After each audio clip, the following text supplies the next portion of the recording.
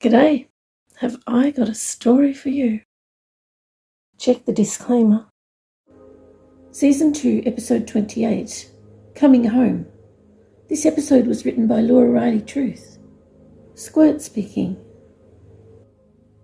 I look around to make sure we are in the right place. This is it, we both say. My counterpart self hands me the correct bag and walks to the direction of the waiting place that little sweetheart has placed in our mind. My counterpart self can be quite an intimidating figure due to his stature, and we do not want the recipient to be afraid. We know she is watching us, so we make sure she can see we are following little sweetheart's instructions.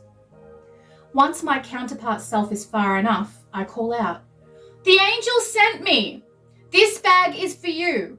I'm going to leave it right here and I will be back in 5 minutes to check that it has been taken. The instructions are inside." This is not the first time we are leaving a bag in a specific position, but it is the first time I am meant to return and check it was picked up. Perhaps the bag contains personal items that cannot be intercepted by someone else. I place the bag on the ground under a tall tree, hidden by a bush, and follow the direction of my counterpart self. As I walk, I hear my stomach let out a loud grumble. We must be hungry. After about a minute of walking, I reach the waiting place and see my counterpart self picking up more bags that were left here for us. With all the bags, there is also some kind of apparatus, apparently called a transfer carrier. It was made by someone skilled with metalwork and placed here ready for us. I am so impressed with how many things have been organised already for today. I help my counterpart self to strap it to his back. It fits him perfectly. After placing all the bags across our bodies, I hear little sweetheart. It has been 5 minutes. "Thank you," I say, as I head back towards the tall tree, leaving my counterpart self to rest and eat while I check that our delivery was picked up. I hear a rustling in the surrounding forest, like someone is moving around watching me as I approach. I look under the tree and see the bag is gone. Relieved, I call out, "I hope you have a good day." By the time I return to my counterpart self, our hunger is sated and we are both ready to continue. The sound of running water gets louder as we move closer to our next delivery location. I love that sound. Running water, rain, waterfalls. I don't know why, but they sound so peaceful. The location becomes more and more familiar as we continue with the pictures in our mind from little sweetheart, letting us know exactly what to look for. Stop here, says little sweetheart. She just needs a moment. We stop and I remove a few bags I am carrying as little sweetheart suggests. This area is so beautiful. We are completely surrounded with trees and plants as the water runs beside us and we take advantage of the cool shade. Then I hear her again. Now. "Hello, Vivina," I call out, my counterpart self making himself comfortable on a rock beside the river. "Cupid sent me." Suddenly, a small girl runs out from the forest and wraps her arms around me, collapsing to her knees. Her body shaking, she seems petrified, panting as though she has been running for ages. I wrap my arms around her as my counterpart self stands and places himself between us and the direction Vivina ran from to help her feel safe. She tries to catch her breath as tears stream down her face. "You're safe now." Vivina speaking. I hear their footsteps crunching behind me. I will not stop. They will not catch me. I don't know how long I've been running, but I have to get away, as far away as I can. My legs feel wobbly and tingly, but I will not stop. Every step gets me further away from them and closer to safety. Without Cupid, I would not have run. The first time I heard her voice, I thought I was imagining her or creating an imaginary friend. I was so alone. But she told me things I didn't know, Things about the upstairs people that I couldn't have known without her. She told me how to keep myself as safe as possible, and she told me when my chance would come. Today. It was hard to trust Cupid at first. It was like an extra thought or two in my mind that I quickly disregarded. Odd thoughts that I would never have, like trust, safety, friends, escape. The thoughts were so different from mine, so nice and peaceful. I started to listen. Then I started to answer. Then we started to plan. Eventually, I was having full conversations in my thoughts. I was finally not alone. I had a friend. A thought friend with no name. So I decided to call her Cupid, because she gave me hope and made me feel loved. I feel sweat dripping from my forehead and try to wipe my face with my sleeve, still running through the overgrown forest. I can barely feel my legs except for heat and the impact every time my feet hit the ground. I will not stop. What if this is all a trick or a test? What if I'm running right where they want me to? What if I end up right where I started, but this time they will be angry? No! I quickly change direction. They are not going to trick me. I am not going back to them. You were nearly there. You need to turn back. Cupid has never lied to me, never tricked me, never tested me. I'm scared! I scream in my thoughts, my legs threatening to give way underneath me. I know. I hear, as my thoughts bounce back and forth between all the choices I have made and the choice I have now, remembering all the things Cupid and I talked about. Trust. They are waiting for you. She says. I trust you. I respond, knowing I cannot run much longer. I turn back to the path Cupid gave me. I feel pain shoot through my legs with every stride.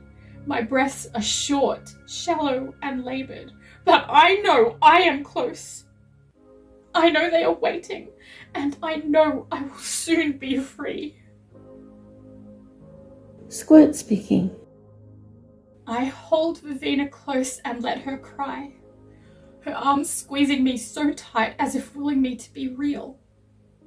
Tears are threatening to roll down my face as I'm so relieved that she made it.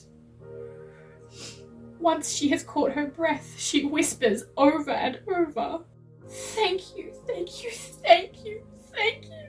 You're safe now," I tell her again, hoping she will actually believe it. Her shoulders drop and her grip loosens, like she has relaxed for the very first time. I never thought I could be free. Time serves to allow Vivina to rest, eat, wash, and dress. She does not speak much, at least not to me. She seems to be conversing mostly with little sweetheart. Every now and then she will have a question. "Why did you not run to me?" "Cupid told us if we had run to you, you would have run away from us," I say. Vivina nods but says nothing, her bright green eyes looking around us as we continue following the river. She pauses, staring at the sky for a moment. She seems to be experiencing an ebb and flow of various emotions. Relief, happiness, wariness, calm, confusion, awe, excitement, and joy. I watch her lips curl slightly into a resigned smile. "This is real," she says with absolution. "Indeed it is," I say, smiling too.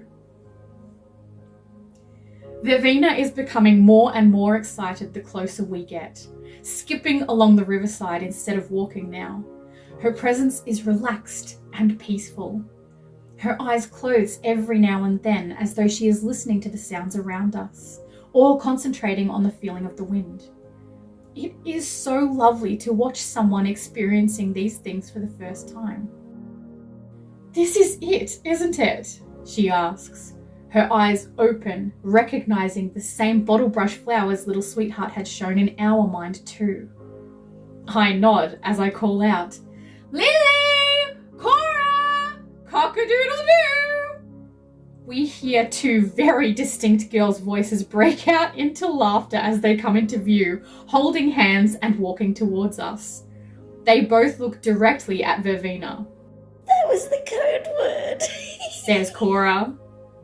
"Cupid said we could pick anything," says Lily with a giggle. Vervina smiles. "It was a good choice. No one would say that just walking through the forest."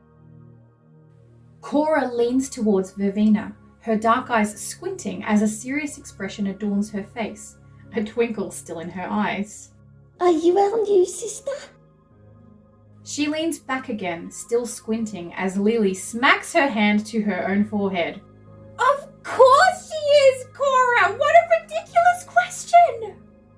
Vervina still seems unsure of what to think exactly, her eyes darting between them, unsure of what to say, but with the same twinkle in her eye as the two girls.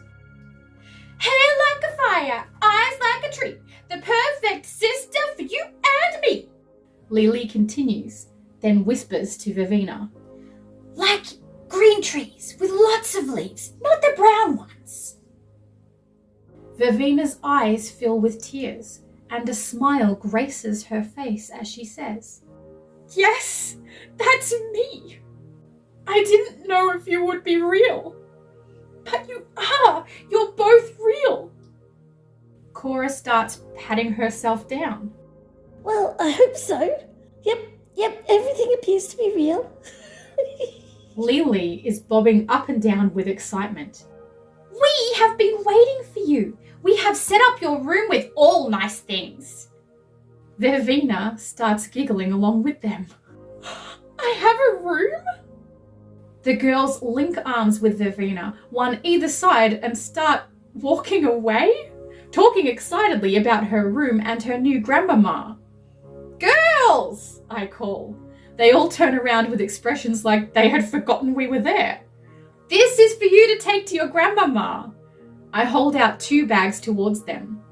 The 2 girls take a bag each as Vervina wraps her arms around me tight.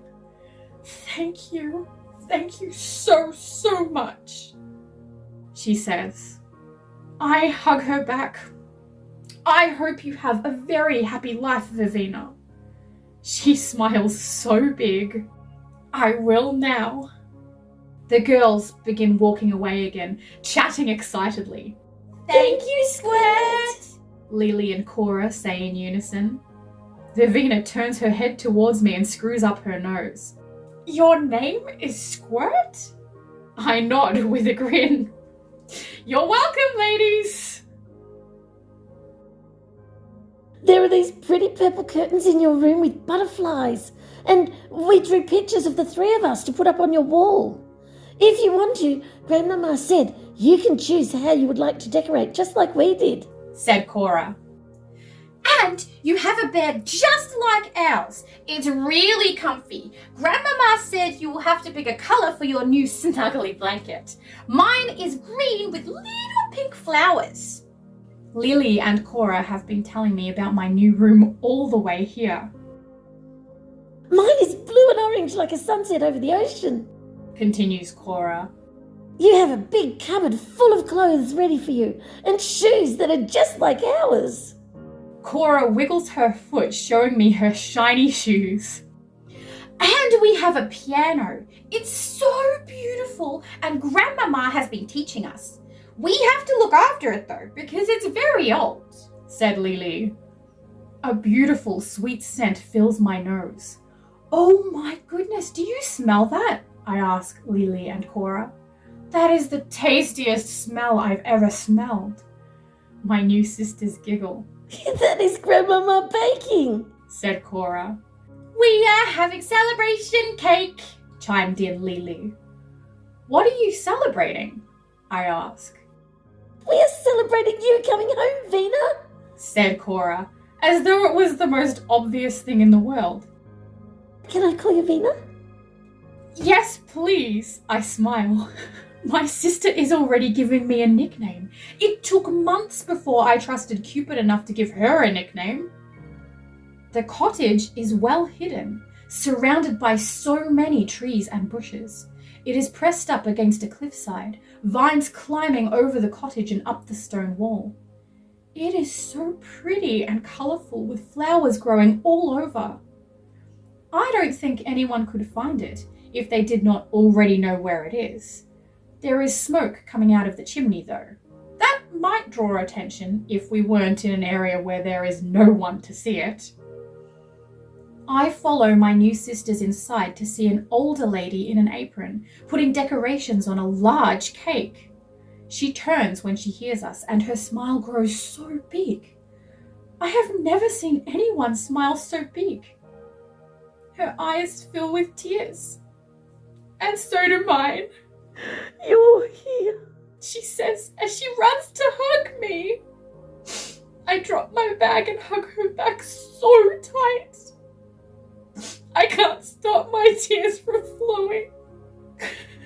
I can't believe you're real, I say. I can't believe I have a home and a family. I feel both Lily and Cora joining the hug. Everyone is crying and laughing. I love you so much, Grandmama says.